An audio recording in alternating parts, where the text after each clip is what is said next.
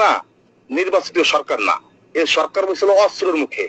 এর বালের কিসের পাওয়ার? এখনো 70% পুলিশ আমার সাথে আছে, 70% পুলিশ আমার সাথে।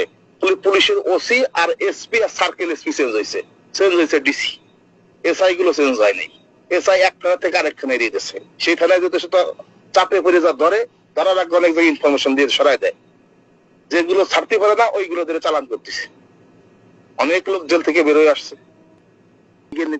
বাড়ি ঘর আগুন ধরাচ্ছিল, পোড়াচ্ছিল, তখন তো সবাই লিয়া দড়ির পরে সে ঘুরে এসে জামাতের ঘর আগুন ধরাতে পারি নাই।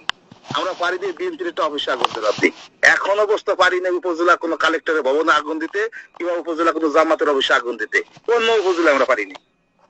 কিন্তু আমরা সব করে দিচ্ছি। আমাদের বেসিক আছে 500, আমার বেসিক আছে 300, মাঠে নামানোর সময় একটা লোক নাই।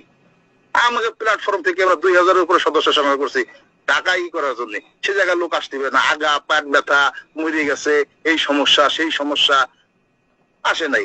তাদেরকে বলছে টাকা লাগবে, টাকা নাও, তুমি 800 টাকায়।